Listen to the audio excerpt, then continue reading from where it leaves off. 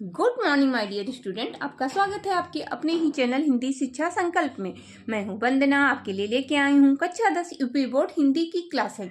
बच्चों, जैसा कि आप लोग जानते हैं, काव्य खंड में हम लोग सुभद्रा कुमारी चौहान जी को पढ़ रहे हैं।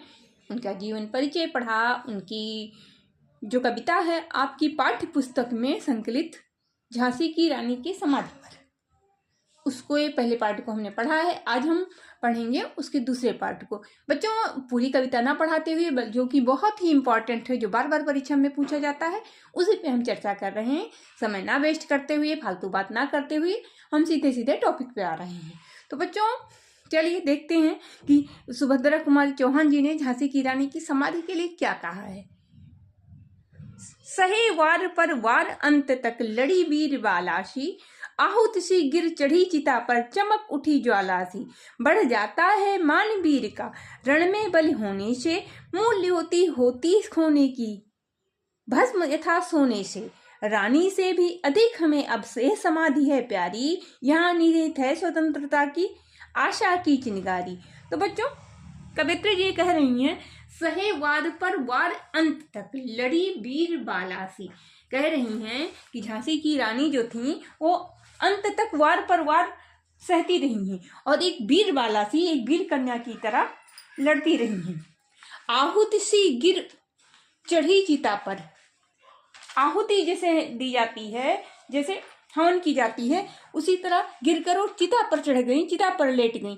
चमक उठी ज्वाला सी, और जैसे ज्वाला नहीं चमकती है जब आहुति दी जाती है, आपने देखा होगा जब हवन की जाती है तो अग्नि प्रज्वलित हो जाती है, जलने लग जाती है, तो चमक उठी ज्वाला सी, और वो ज्वाला सी उस आग की तरह चमक उठी हैं। बढ़ जाता है मान वीर का रण में बलि होने से। कवित्री जी कह रही हैं, जो वीर होते हैं उनका मान बढ़ जाता है जब वो कुर्बानी देते हैं, बलिदान उनका होता है, तो उनका मान जीवित अवस्था से ज्यादा भी उनका मान सम्मान बढ़ जाता है। मूल्य होती है सोने की, भस्म यथा सोने से। कहते हैं जो सोना होता है उससे ज्यादा कीमत उसके राख की होती है, उसकी भस्म की होती है। देखिए बच्चों ध्यान दीजिएगा, मूल्य होती सोने की, भस्म तथा यथा सोने से। जो सोना होता है उससे ज्यादा कीमती, उससे ज्यादा मूल्यवती सोने की भस्म होती है। रानी से भी अधिक हमें अब एक समाधि है प्यारी, यहाँ निहित है स्वतंत्रता की आशा की चिंगारी। कवित्री जी कह रही हैं कि अब हमें ये समाधि जो है वो रानी से भी अधिक प्रिय है। वो क्यों प्रिय है?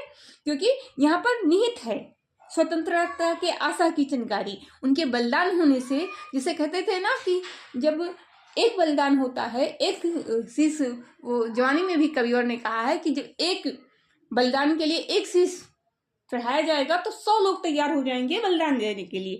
वही चीज यहाँ पर रानी सुभद्रा कुमारी चौहान जी कह रही हैं कि रानी यहाँ निहित है स्वतंत्रता की आशा की चिंगारी, रानी से भी अधिक हमें अब यह समाधि है प्यारी।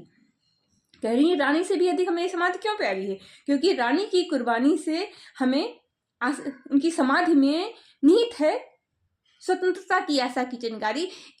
हमें ये उम्मीद है कि ऐसे ही लोग स्वतंत्रता के लिए अपना बलिदान करेंगे और हमें स्वतंत्रता एक न एक दिन मिलके रहेगी। इसलिए हमें रानी से भी अधिक उनकी समाधि प्यारी है। तो ये था तो बच्चों इस पद का अर्थ। और अब देखते हैं इसकी काव्य सौंदर्य पे भी थोड़ा ध्यान दे लेते हैं। तो बच्चों, भाषा इसकी सरल ही है, छंद इसमें तुकांत मुक्त है, शैली इसकी ओजपूर्ण है, रस इसमें वीर है, अलंकार इसमें बढ़ जाता है सोने में से, सोने की इसमें दृष्टांत है, और आशा की चिंगारी में रूपक और अनुप्रास, समस्त पद में अनुप्रास देखने को मिल रहा है। और बच्चों इस पे कुछ प्रश्न भी बन रहे हैं, जो कि अभी तो इस वर्ष नया रूल हुआ है कि पूरी व्याख्या ना देके इसमें से कुछ पंक्तियों को रेखांकित कर दिया जाएगा, उसकी व्याख्या पूछी जाएगी और उस पर आधारित प्रश्न पूछे जाएंगे। तो बच्चों कहाँ से कौन सी पंक्ति रेखांकित कर दी जाए ये हम नहीं कह सकते हैं, इसलिए पूरे पद को पढ़िए, पूरी व्याख्या को पढ़िए, जिससे कि आपको कोई कहीं से भी पूछा जाए तो आप उसका उत्तर दे सकते हैं। देखिए बच्चों, इस पर प्रश्न पहला बन रहा है आपका कि प्रस्तुत पदांश का संदर्भ लिखिए। तो संदर्भ आपको इससे पहले मैंने बताया था, लेकिन चलिए एक बार और भी सुन लीजिए कि प्रस्तुत पद्यांश सुभद्रा कुमारी चौहान द्वारा रचित झांसी की रानी की समाधि से उद्धृत है। और ये उनके काव्य खंड इतना ही लिख दीजिए, ठीक है। और क्या कहते हैं कि अगला प्रश्न आपका बन रहा है कि क्या उनका स्वतंत्रता एवं आशा का विलोम बताइए। तो स्वतंत्रता का विलोम बच्चों परतंत्रता हो जाएगा और आशा का विलोम निराशा हो जाएगा। और एक प्रश्न और बन रहा है, सुभद्रा जी को रानी से अधिक लगाव उनकी समाधि से क्यों है। तो वही बात जैसा कि मैंने अभी बताया कि उनकी समाधि में स्वतंत्रता की आशा निहित है। उनकी समाधि से ये उम्मीद है सुभद्रा जी को, क्योंकि उन्हें उससे उम्मीद जगती है कि हमें स्वतंत्रता मिल जाएगी। तो देखते हैं बच्चों अब अगले पद को, अगले प्रश्न को। तो बच्चों अगला पद है इस तरह, इससे भी सुंदर समाधियां हैं हम जग में हैं पाते, इनकी गाथा पर निशीश में क्षुद्र जंतु ही गाते, पर कवियों की अमर गिरा में इसकी अमिट कहानी, स्नेह और श्रद्धा से गाती है वीरों की वाणी, बुंदेले हर बोलों के मुख हमने सुनी कहानी, खूब लड़ी मर्दानी ओह तो झांसी वाली रानी, ये समाधि ये चिर समाधि है झांसी की रानी की, अंतिम लीला स्थली यही है लक्ष्मी मर्दानी की। बच्चों ध्यान दीजिए इस व्याख्या पर, इससे भी सुंदर समाधियां हम जग में हैं पाते। कवियत्री जी कह रही हैं जैसी ये समाधि बनी है, इससे भी ज्यादा सुंदर सुंदर समाधियां हम संसार में पाते हैं, देखने को हमको मिलती है। इनकी गाथा पर निशीश में क्षुद्र जंतु ही गाते, लेकिन इनकी गाथा पर जो रात्रि में जो छोटे छोटे जंतु होते हैं, कीड़े मकोड़े, वही गाते हैं। पर कवियों की अमर गिरा में इसकी अमिट कहानी, पर इस समाधि की कवियों की अमर गिरा में, कवियों की अमर वाणी में इसकी अमिट कहानी है जो कभी मिटाई नहीं जा सकती है। स्नेह और श्रद्धा से गाती है वीरों की वाणी, और स्नेह प्रेम और सम्मान से गाती है वीरों की वाणी, बुंदेले हर बोलों की मुख हमने सुनी कहानी, खूब लड़ी मर्दानी ओ तो झांसी वाली रानी थी। करे बुंदेलों के हर मुख से हमने ये कहानी सुनी है कि वो खूब लड़ी मर्दानी, वो तो झांसी की रानी थी, वो तो मर्दानी थी, वो पुरुषों से भी ज्यादा बहादुर थी और खूब लड़ी है, ऐसी लड़ी है कि लोग उसे भुलाए से नहीं भूल सकते हैं। ये समाधि है, ये चिर समाधि है झांसी की रानी की, अंतिम लीला स्थली यही है लक्ष्मी मर्दानी की। कहती है ये समाधि है, ये चिर समाधि, चिर का अर्थ होता है बच्चों जो कभी मिटाया ना जा सके, झांसी की रानी की ये ऐसी समाधि जो कभी मिटाई नहीं जा सकती है।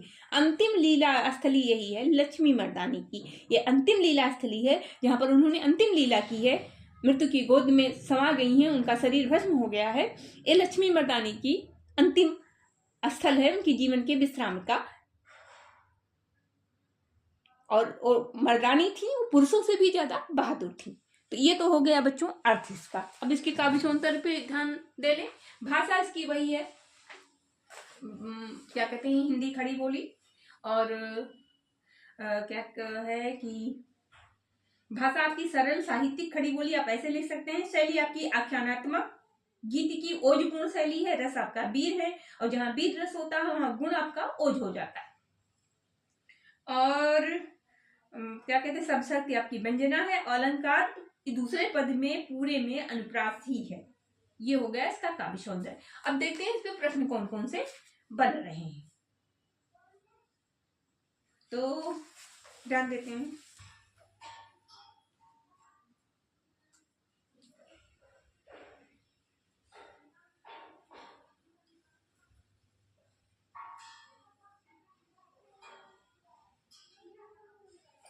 और बच्चों एक चीज का जिक्र और कर सकते हैं, जब आप संदर्भ लिखें तो कैसे लिखेंगे। प्रस्तुत पद्यांश, अभी मैंने आपको बताया है कि प्रस्तुत पद्यांश सुभद्रा कुमारी चौहान द्वारा रचित झांसी की रानी की समाज से उद्धृत है, जो कि उनके काव्य खंड त्रिधारा से लिया गया है। कहाँ से लिया गया है, ये कविताएं कहाँ से ली गई हैं, त्रिधारा से ली गई। सुभद्रा कुमारी चौहान का एक काव्य खंड है त्रिधारा, वहां से लिया गया, इस बात का आप ध्यान रखिएगा। तो चलिए देखते हैं कि इस पद पर, दूसरे वाले पद पर प्रश्न कौन कौन से बन रहे हैं। बच्चों पहला प्रश्न वही संदर्भ का बन रहा है कि आप संदर्भ लिखिए। संदर्भ मैंने आपको बता दिया और व्याख्या तो आप लोग कर ही लेंगे।